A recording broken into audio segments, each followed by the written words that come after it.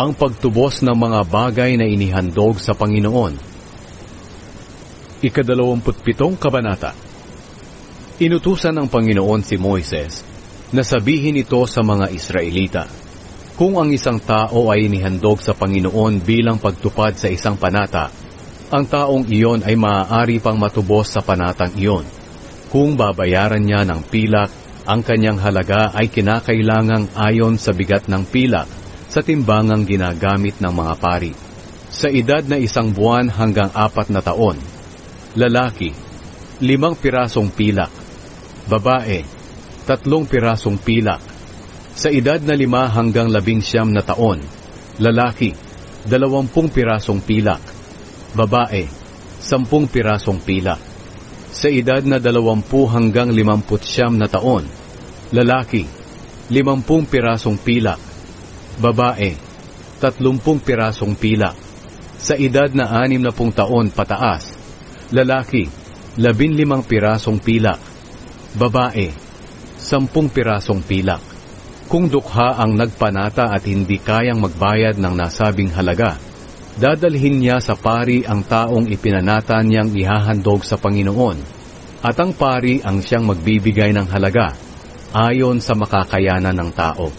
Kung ang panatang handog ay hayop na maaaring ihandog sa Panginoon, ang hayop na iyon ay sa Panginoon na. Iyon ay hindi na niya maaaring palitan, kahit mas maganda pa ang kanyang ipapalit.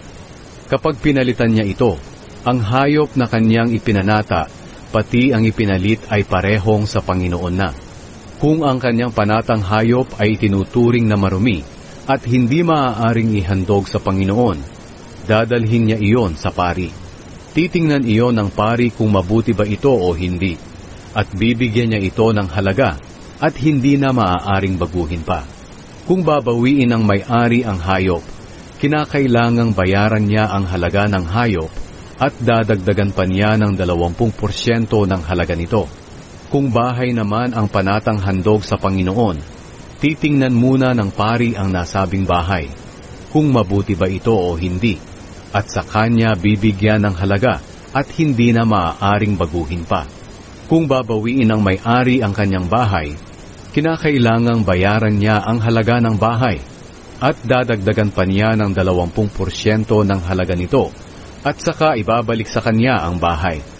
Kung ang inihandog naman sa Panginoon ay bahagi ng lupaing minana sa kanyang mga magulang, ito'y bibigyan ng halaga ng pari ayon sa dami ng binhing maaaring ihasik sa lupaing iyon. Sa bawat kalahating sako ng binhing maihahasik, ang halaga ng lupa ay 20 pirasong pilak. Kung ihahandog niya ang kanyang bukid pagkatapos ng taon ng pagpapalaya at pagsasauli, ganoon pa rin ang halaga nito. Pero kung sa bandang huli na niya ihahandog, bibigyan ito ng halaga ng pari ng mas mababa, batay sa dami ng taon na natitira hanggang sa susunod na taon ng pagpapalaya at pagsasauli. Kung babawiin ng may-ari ang kanyang bukid, kinakailangang bayaran niya ang halaga ng bukid at dadagdagan pa niya ng 20% ng halaga nito, at saka ibabalik sa kanya ang bukid. Pero kung ipagbili niya ang bukid ng hindi pa niya natutubos, hindi na niya ito mababawi. At pagsapit ng taon ng pagpapalaya at pagsasauli, iyon ay sa Panginoon na, at hindi na niya mababawi pa. Iyon ay magiging pag-aari na ng mga pari. Kung ang inihandog naman ay lupang binili, ito'y bibigyan ng halaga ng pari ayon sa dami ng natitirang taon bago dumating ang taon ng pagpapalaya at pagsasauli. Dapat itong tubusin ng taong iyon. At ang halagang itinubos ay sa Panginoon na. Sa taon ng pagpapalaya at pagsasauli, ang nasabing lupain ay isasauli sa may-ari na nagbenta ng lupaing iyon.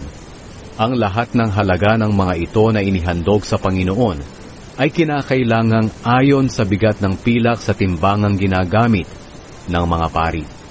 Ang panganay na anak ng hayop ay sa Panginoon na, kaya ito'y hindi na maaaring ihandog sa kanya. Ito ay sa Panginoon, maging baka man ito o tupa. Pero kung ang hayop ay itinuturing na marumi, iyon ay maaaring tubusin ng may-ari. Babayaran niya ang halaga ng hayop at dadagdagan pa niya ng 20% ng halaga nito.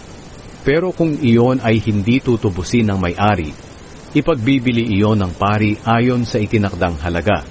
Ang anumang bagay na lubusang itinalaga sa Panginoon ay hindi na maaaring ipagbili o tubusin, maging ito'y tao o hayop o lupaing minana, dahil iyon ay sa Panginoon na.